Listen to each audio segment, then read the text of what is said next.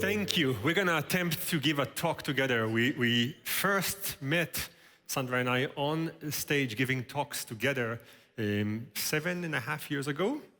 And it was a fantastic talk because soon after we became a couple. And then soon after, in a talk that we gave in New York, then we announced that we're getting married.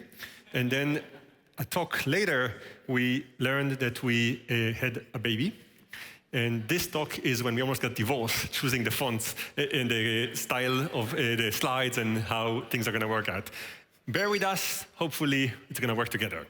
This slide you see here is part of a cartoon in a comics that Sandra and I have started to work on, taking the work that we do as scientists and translating it into a much more tangible thing. And DLD, in its 20 years, is prominently manifested in this thing because about 2 years ago, on a stage right in this building, I spoke about a project that I've been doing for that time that looks at how we can help leaders make decisions better. Specifically, at the time, it was helping President Biden think on how he should make the decision to launch nuclear weapons in the best way possible.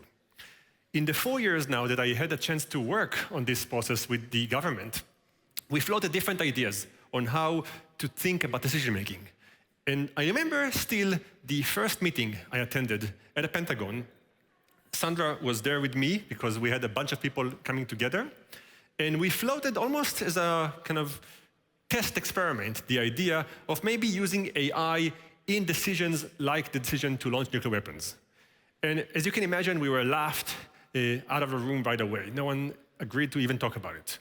And my observation, without talking specifically on whether it's a good idea or a bad idea, to have AI involved in any critical choice, is that in the 4 years that I've had the chance to work with the government on this decision, from being laughed out of the room 4 years ago, we moved to a stage where just a month and a half ago, when I was last talking to the same people, the entire conversation was about how would the AI work, where should it be situated, would it make the choice or just be an aid? So at some point in 4 years, and a lot has happened in the 4 years, people in senior positions have adopted the concept that technology could be in any way, shape or form, part of critical choices. And to that effect, Sandra and I, about a year and a half ago, started a center at Columbia, the Center for Advanced Technology and Human Performance, that tries to think of ways by which technology can help humans perform better. And perform better could be as simple as taking athletes and making them do better, or taking people with some kind of possibility to think differently and have machines help them with their thinking, or even advanced ways by which we can do more in the world with technology as an aid. And one way to talk about it is to give you examples of how this actually works out. So now I'm going to step in. So I think when we think about this combination of technology and human performance, most of the time we think about enhancing our physical capabilities, right? So we've built airplanes, we've built cars to move faster and go further. We can now survive in extreme heat and cold because we have jackets and we have heaters and ACs, and we can even overcome some of the physical limitations that we might have with technology. Now, what we are trying to think about is, can we implement like a similar way of thinking to our cognitive abilities? So instead of thinking about physical limitations, can we use technology to overcome some of the cognitive limitations that oftentimes hold us back from becoming the best versions of ourselves? And you know, like when you think about the use of technology, it's not always easy to be optimistic about the future, and some people might even call it naive. But I think both of us believe that it's incredibly important to have this positive vision, and I oftentimes think about it in the context of teaching kids to not misbehave, right? When a kid misbehaves, one thing you can do is tell him, like, don't do this. But the other thing is you can give them an alternative and say, well, instead of doing this, do that instead. So what we're trying to do is to say, can we move technology from like potentially a world where it's being abused and used against us into a world where it can help us accomplish the goals that we set for ourselves. And we just picked 2 topics that we think will resonate with the audience. And the first one is mental health. So we know that mental health is a huge problem around the world. 1 out of 4 people around the world will at some point in their life experience a mental illness. It might not come as a surprise that there's a huge gap in supply and demand. So for every 100,000 people looking for therapy and support, there's exactly 13 professional health or mental health professionals, right? So there's a huge gap, which then has really terrible consequences. So there's still around 700,000 suicides every year that could potentially be prevented if we could diagnose people earlier and then also give them the support. Now, I'm not necessarily saying that AI is going to solve that problem altogether or that it's going to replace human therapists, but I do think we can make a pretty substantial dent in that space. So really thinking about, again, how can technology aid us in overcoming some of these limitations? One way is simply trying to track mental health, right? So oftentimes the way that this currently works is you have to be very far down the road in like this valley of depression, if you want, until you go out to a doctor and seek help. Now with the use of technology, smartphones, for example, there's a way of passively tracking whether your behavior might deviate from your typical routines, right? Maybe we detect that you're not sleeping as well anymore. We detect that there's much less physical activity. You're not leaving your house as much anymore. There's much less social contact. You're not making as many calls. And maybe it's nothing, so it's not a fully diagnostic tool, but we could use it as an early warning system and say, why don't you try and see if something might be up, and maybe even point you to the right resources. There's obviously also a way of trying to help people in that moment, so taking over the treatment process. And I think, again, with the introduction of generative AI in the recent years, we've seen this pretty substantial uptake in people interacting with these applications, interacting with these large language models in a way that they typically would have done with a therapist, except for the fact that that is available to anyone around the world at pretty much no cost at any time you want. And again, I'm not saying that this is replacing therapists, but it is certainly a helpful alternative for people who don't have access to anything else. Still a word of warning. What we know is that these models are nowhere perfect. And this was a couple of years ago, like a couple of examples that have been circulating the internet, where you can tell that there's certainly situations where these models fail miserably. Now, what I believe is true, and we've seen this kind of improve over the years, is that we're much better now at putting guardrails in place that kind of give us like a frame for here are some of the things that we might anticipate go wrong.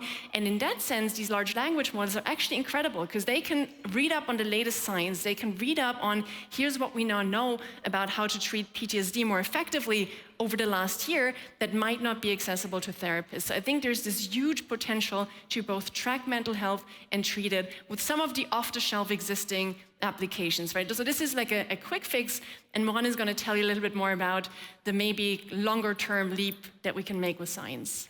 So indeed, we think about it as like a three-step process. There is how we got here, what we can do right now or develop with the technology we have right now, but where is it going? And in many ways, where it's going is always at the very root of the problem and how we can eradicate that.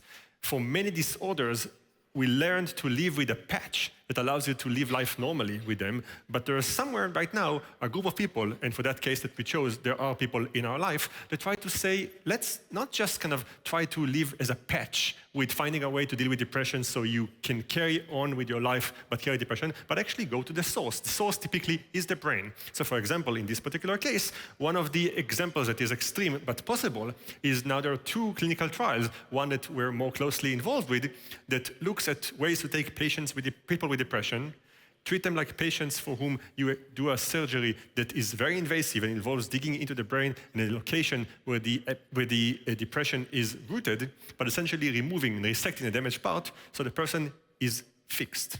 That is one step above. You're no longer living your life with kind of like a treatment device that helps you deal with relapses, but you actually become cured. And in that sense, I think that this example shows us a trajectory that is not just using technology to advance performance in the current state, but actually take you all the way to the extreme. And we're going to say a little bit more about the ethics in the end, so don't worry. Second example, which I know that people have been talking about in various sessions, and which, as someone living in the US, just coming back from parental leave, I think is top of mind, is this idea that we're kind of increasingly living in these different realities, right? So we can't even agree on basic facts, and we have like this fracturing of what I would call shared reality. So the idea that we can make sense of the world together. Now, when you think about technology, typically we think of it as the enemy of a shared reality, right? We talk about echo chambers and filter bubbles where recommendation systems, they tap into our past behavior, who we are, and they just show us more of what we already believe in and what we already know. Now, I think you could actually flip this on its head entirely. And again, I'm mostly currently thinking about these quick fixes of like, how could we use technology pretty much overnight to help us break out of this? And I think what we could do, instead of having these algorithms keep us in our own echo chambers, we could actually use them to do something like what I think of as an echo chamber swap or perspective exchange. So the way that we experience the world is in a way very limited, right? So the way that I think about our social interactions, what is happening, politics, is all determined by my own experience. And my experience is limited because I've only grown up in a certain way, I've only experienced certain things. Now, I don't know what the experience of a 50-year-old Republican farmer in the middle of Ohio looks like, right? And it would be very difficult for me to find out what that looks like on a daily basis. Now, the big companies like Meta, Google, and so on, they know, right? Because they have the algorithms that kind of feed these different types of people exactly what they want to see. And now, instead of just using their recommendation algorithms to keep me in my own echo chamber and feed me more of what I want to see anyway, they could allow me to access the models of other people, right? So they could show me what is it that 50-year-old Republican in Ohio sees when they look for immigration on Google. What does the Facebook feed of that person look like on a daily basis? And now, suddenly we could have this magical machine that lets us hop into the realities of other people, and it's not just us kind of trying to see what do the news of Republicans look like vis-a-vis the news of Democrats. It's really kind of trying to step into the daily experiences of people, and maybe that would allow us to also understand that different realities just evoke different feelings about politics and so on. Now still, and this is where Moran is going to take over, oftentimes the problem is that just seeing the realities of other people, instead of making us empathetically feel closer to them, just evokes reactance, right? I might step into an echo chamber and I'm so appalled by what I see that I dig my heels in even deeper. So if we think about how we could take this to the next level, handing over to Moran. And the next level is really changing your mindset. So up to now, we spoke about seeing the perspective of others, but still remaining in your own mindset. The ultimate goal, if you want, is for a second to be able to flip a switch and really turn your mind and still know that you're you, but living life from their perspective, seeing it through their own eyes. There are many ways to get the extreme, most of them invasive, but here's one that I think is very, very clear to a lot of people in the room because it's physical. And the physical ability is something that we can all relate to. In a very broad healthcare study or caregivers, one of the discoveries was that patients who have Parkinson's have a lot of friction between the patient and their caregiver. It turns out that a caregiver for a person with Parkinson is something that we don't really think of a lot. We think mostly of the patient in the healthcare system, but if the two of them don't gel, it's a problem for neither one. And what happens often is if you think about it from the caregiver, they spend time preparing food for the patient. They might prepare a lot of things that are special for them, and then they give it to the patient, and the patient, for no fault of their own, might drop the food that you spent 20 minutes working on, or spill something on themselves and you have to clean it, and create kind of a situation that makes it hard between the two. And even though the caregivers are aware of all the conditions that led to the situation, it's hard not to be upset and somewhat even angry at the person who caused something that's going to affect your life.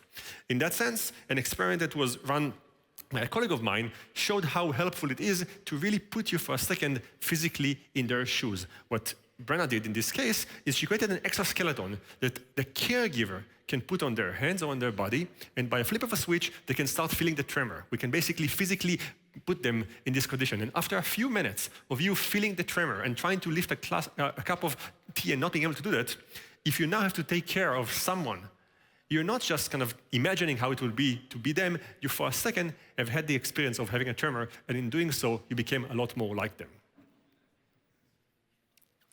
So, and I think for me, as you see on the slide, there's this real distinction between again, seeing someone's reality and experiencing it. So I think what Moran was talking about is really taking this next step, using technology to make us experience the world in a way that we might never otherwise get to experience. Now, I think one of the big questions in this space, as you've seen us go from here's a quick fix that we maybe can all get behind to, we're opening your brain and we're gonna play around with your thoughts and feelings, and it's a really slippery slope in terms of us collectively deciding when is it enough, right? What's the threshold that we don't want to cross? If you go back to this example of depression, well, maybe we can open your brain and cure depression. Now, as I kind of coming back to the 700,000 suicides every year, that seems like something that might benefit society at a pretty fundamental level. Now, you can also imagine that it's very hard to stop. So do we say we cure depression, but what about anxiety? Or maybe negative emotions altogether, right? And then to what extent in trying to help us create a better human experience, to what extent are we potentially chipping away from the human experience altogether? So this is, I think, something, as we think about how do we make the future better for individuals, that we have to collectively decide of like, where's this threshold where technology is not really helping us, but really chipping away from both our agency and really humanity, if you want. And the way to kind of envision that for your perspective for a second is we can start to play God in the sense that we have access to your brain and we can poke inside and change you. And in changing you, we can do extreme things. The science is becoming more and more robust on copying memories, moving memories, and even erasing them. And when you talk about, for instance, erasing memory, a lot of people who are in dire state immediately come and say, I'm opting in, do it for me. I want to forget about this ex-boyfriend. I want to forget about this traumatic experience. And the intuition for everyone in a bad state is to go there. But what we're asking is, what is the reason that we evolved to having those? As in, let's say I can commit to erasing the memory. Or let's say I can give you this elimination of depression. Is that a good thing for society? Depression is here not just as a way to make us feel down, but also as a way to calibrate what the good moments are. The bad memories help us learn and become better when the good ones happen. So the intuition to say, we have a tool now that fixes the problem, makes us for the first time also ask questions like, what is the purpose of bad things, and do we want to play gods in this domain without kind of the risks that they might actually serve humanity in a different way? The way we think about it, in closure, is the following. If you go back, say, 500 years, to a person that you can all imagine in a medieval castle somewhere in the region we're at right now, that person's trajectory of imagination didn't have any of the things that we battle right now in their mind. They might have thought about horses and of carriages, but right now the question whether we should use a self-driving car or not, or a car that operates on battery or on diesel, those are questions that you can't even imagine with the mind of a 15-year-old person, 1,500 years person. In the same way, we think that the brain we have right now is only able to take the line that is drawn by the examples we give you and put another dot in the future that's very similar. If you think of it as an extrapolation, we can look at what was, where we are, what we can do with technology we have right now, and how it goes. But what we believe is that the same way in the 500 years between that person and us, the world has changed so much that the problems here right now are not relevant to that person. We have so many things that he cannot have imagined that we're dealing with right now. It might be the case that looking into the future, the solutions to the problem that we're dealing with are ones that aren't really in the repertoire of thoughts that we have right now. And unlike the time of 1500 to 2025, AI and technologies like the ones we talk about speed up this process. So it might not be that it's going to be in 500 years that we're going to have different ways to think of the world that right now are not in the vocabulary. It might be only 5 years. In that sense, the vector we're offering is one that looks at what we have right now, offer a way to use it for the better of society, but we're conscious and aware of the fact that it might be totally outdated in 2 years, where a new way to look at it will change. And in that sense, I'm going to wrap everything with that. We think that technologies could not just be a tool that helps us get better on this imaginary line, but also could be the motivators and the solutions. If we build good tools, they might be the ones actually solving the problems for us. Thank you very much. Thank you.